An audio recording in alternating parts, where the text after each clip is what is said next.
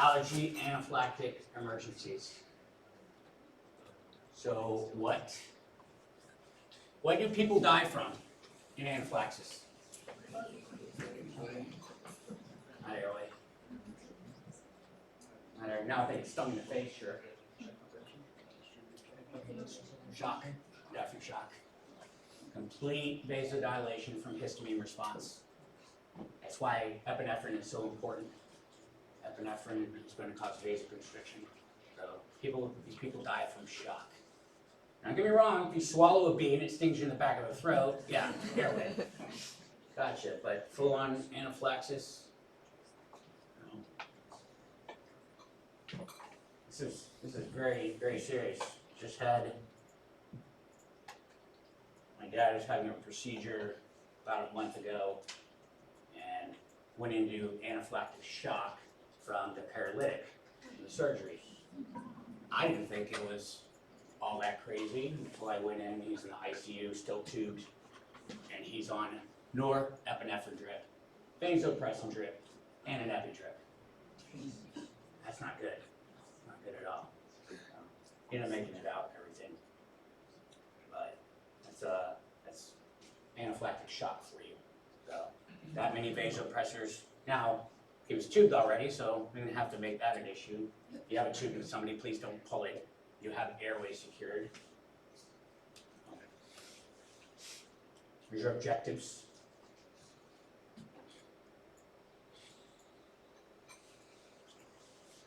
See if we can't get through this one today. All right. First line therapy, epi. Epi, epi, epi. That's why these people carry an auto injector on them. It's going to be given IM. Where, in the arm or the leg? The leg. Count to 3. That's in there. Everybody knows that those auto injectors have usually 2 to 3 additional doses in them. Anybody who's ever done wilderness EMT, you can look it up on the internet. There's a way to open that and get additional doses out of it from a single auto injector. Now, very careful about giving these auto injectors out. I'm going to make sure that somebody has underlying anaphylaxis. My cousin's husband, special forces guy, was like, "Can you give me some auto injectors?" I was like, "Yeah, your anaphylaxis." I found they play a game at work and you fall asleep. And I was supplying that, so very nice. Found that out. Anyway, make sure you reach for the proper doses. This has become such an issue that they will carry auto injectors in an emergency department because people have been given crash card ketamine, and that doesn't do much of anything. So, reaching for those auto injectors. Different schools of thought, but usually about every 5 minutes, maybe giving somebody epi. Do get concerned about something called a biphasic reaction. For whatever reason, anywhere from 6 to 12 hours later, this person will just randomly go into anaphylaxis again. It's not very common, less than 1% of the time, but I don't want to find out the wrong way that 1% of the time. So usually at least an hour of observation if this person's doing well. If they're not doing well and they've had issues with this in the past, and what do I like to ask them while their airway is open? I'm like, "Oh, have you ever had to be intubated before due to your anaphylaxis?" Gives me an idea that's probably going to have to happen again. Those people will be in the realm of 6 hours of observation. Here's your worst case.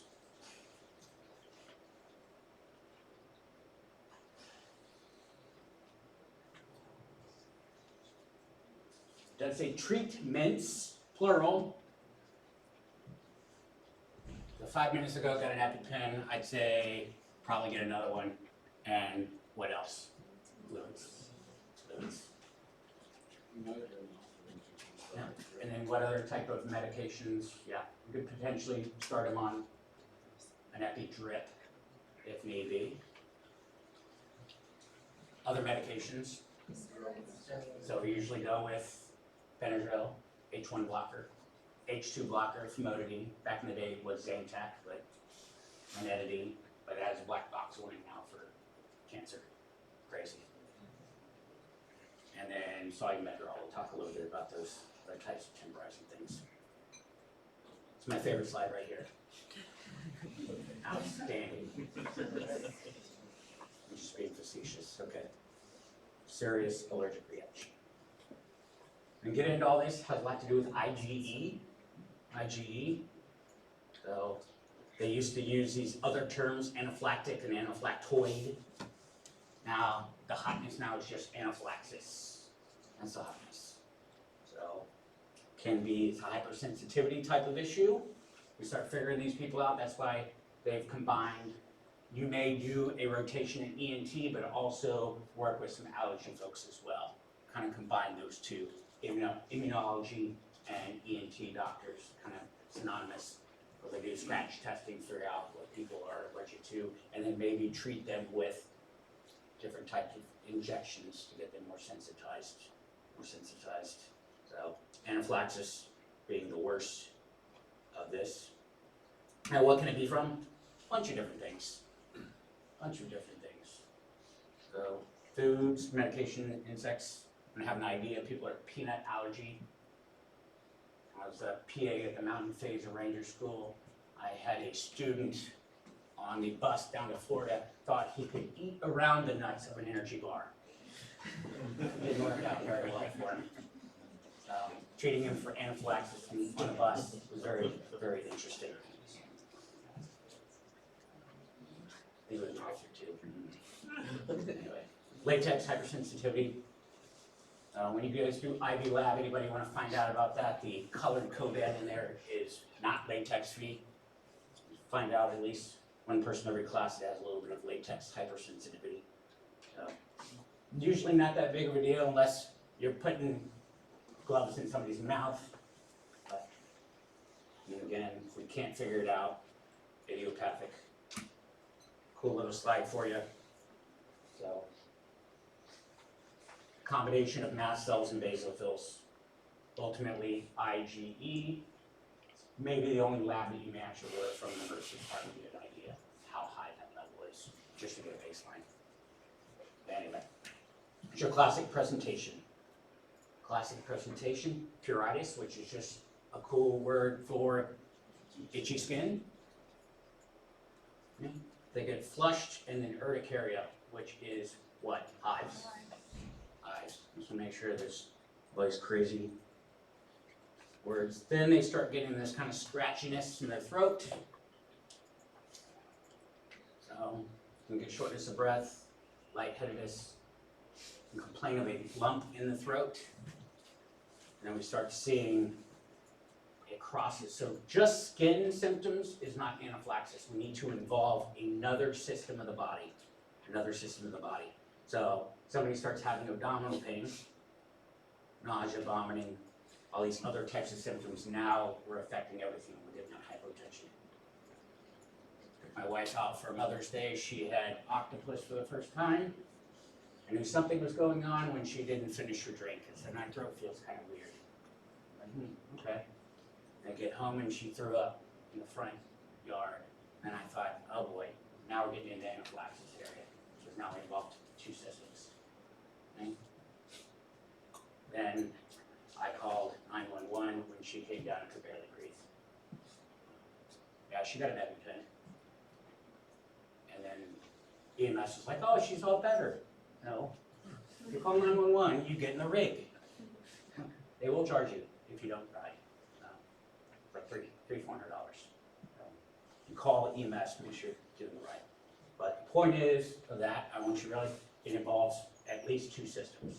If it only involves one system, it's not anaphylaxis. It has to involve two systems. So, usually within 60 minutes of exposure, whatever that's insect,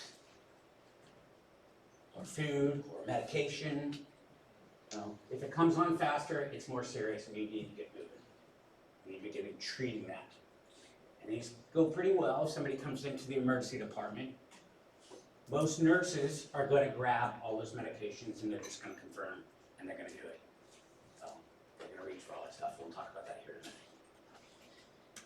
Clinical diagnosis, so there's no labs or anything. We need to be able to recognize that and see that a mile away. Now, do I worry about the person that has a little tag that says, oh, I'm allergic to bees? By the way, everybody's allergic. It's crazy, it's just how allergic are you? Do I worry about those folks that I've known allergies? No, they got their EpiPen on them. I'm worried about the person that hasn't been stung by a bee yet.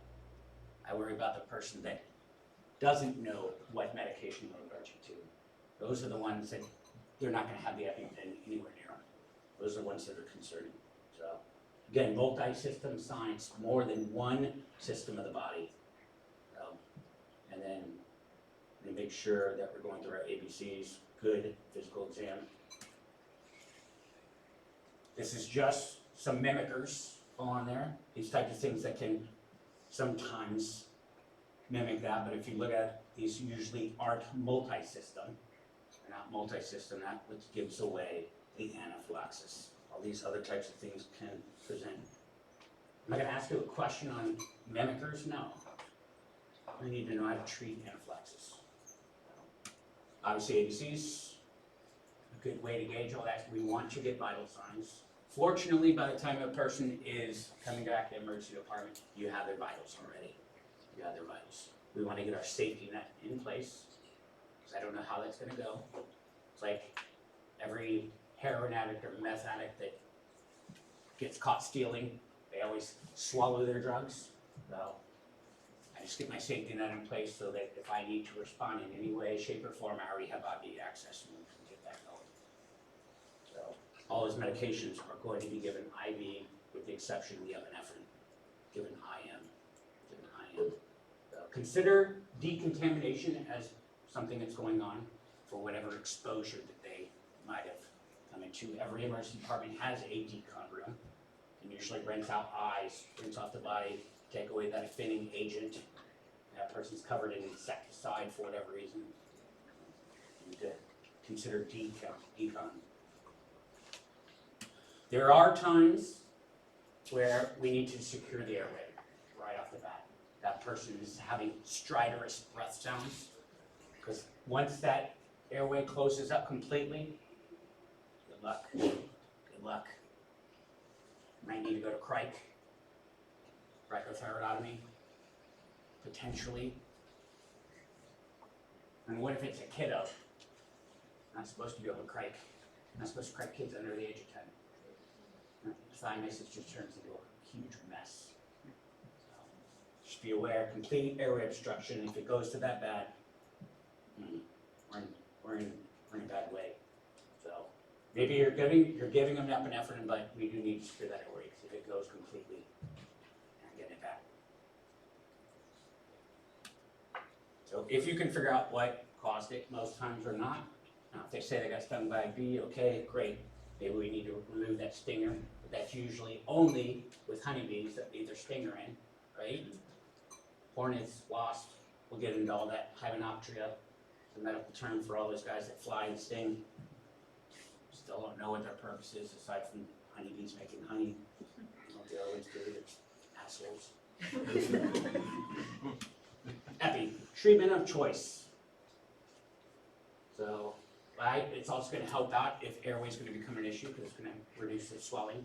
But for the most part, it causes vasoconstriction, so we don't go into shock.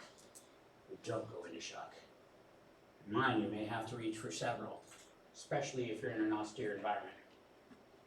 Especially. In an emergency department, it's great. You have all that stuff at your beck and call, but you're out in the woods and somebody just stirred up a swarm.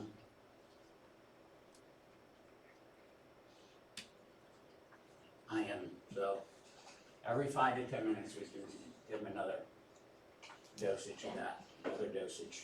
Again, it goes into the thigh because it gets more into the body rather than the deltoid area, So I am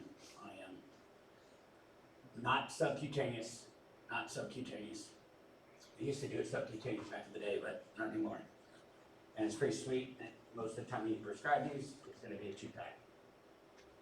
Why? Because I tell them, like, keep one on your person and then keep one in your car, in your purse, whatever.